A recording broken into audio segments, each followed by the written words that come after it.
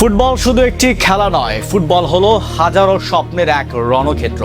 কিন্তু সেই রণক্ষেত্রে যখন একজন যোদ্ধার স্বপ্ন চূর্ণ বিচূর্ণ হয়ে যায়, তখন সেই দৃশ্য সহ্য করা কঠিন।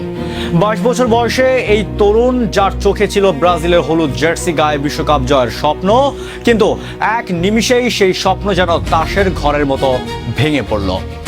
মিশরের বিপক্ষে ম্যাচ, গ্যালারি ভরা দর্শক, সবকিছু ঠিকঠাকই ছিল, কিন্তু হঠাৎ সেই দৃশ্য। মাঠের ঘাস ছুঁয়ে খুঁড়িয়ে খুঁড়িয়ে বেরিয়ে যাচ্ছেন ওয়েসলি। তার কান্নায় আজ ভারী হয়ে উঠেছে ব্রাজিলের ডাগ আউট। তোয়ালিতে মুখ ঢেকে ঢুকরে কেঁদে ওঠায় তরুণের চোখের জলকে শুধু ব্যথার, নাকি বিশ্বকাপ থেকে ছিটকে যাওয়ার এই চরম মহাহাকার? আজ পুরো ব্রাজিলের মনে একটাই প্রশ্ন, ওয়েসলির বিশ্বকাপ কি তবে শুরুর আগেই শেষ?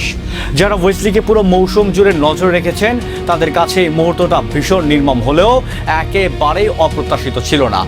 গত জুলাইয়ে ফ্লামেঙ্গো থেকে ইতালিয়ান ক্লাব রোমায় যোগ দেওয়ার পর থেকে তার ওপর দিয়ে যা গেছে তাকে এক কথায় অমানবিক বলা চলে।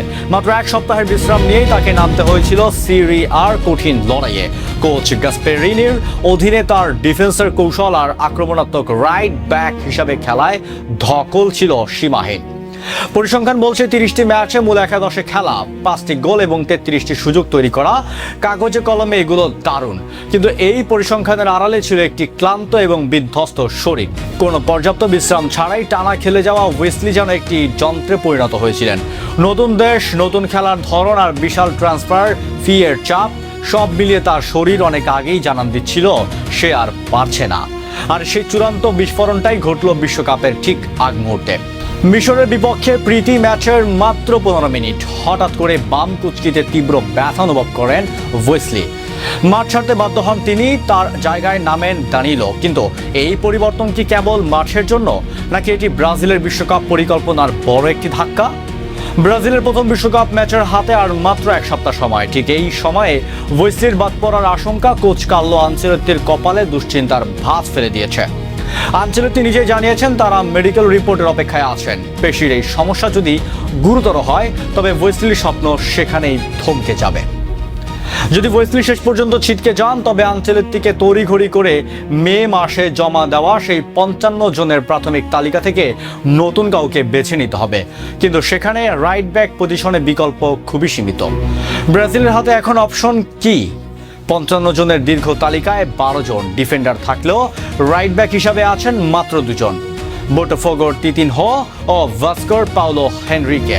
এছাড়া বিকল্প হিসাবে কোচ ভাবছেন ডিফেন্ডার ইবানেজকে রাইট ব্যাকে খেলানোর কথা।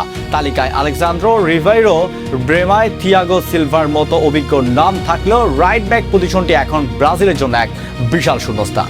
রোমানের ডিফেন্ডারের পরীক্ষা নিরীক্ষার রিপোর্টে নির্ধারণ করবে ব্রাজিলের রক্ষণ ভাগের পরবর্তী ভাগ্য।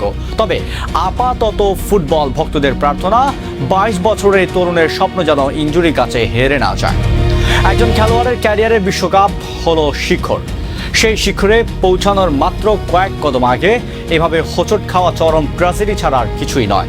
ওয়েসলির কান্না কেবল তার একার নয়, এটি প্রতিটি সেই অ্যাথলেটের হাহাকার যারা শরীর আর মনের শেষ সীমা পর্যন্ত করে যায়। এখন দেখার বিষয়, রোমার এই রাইট ব্যাক কি মিরাকল ঘটিয়ে ফিরে আসবেন, নাকি বিশ্বকাপের ডাগ আউটে কান্নারত সেই দৃশ্যটি হয়ে থাকবে এই আসরে তার শেষ স্মৃতি?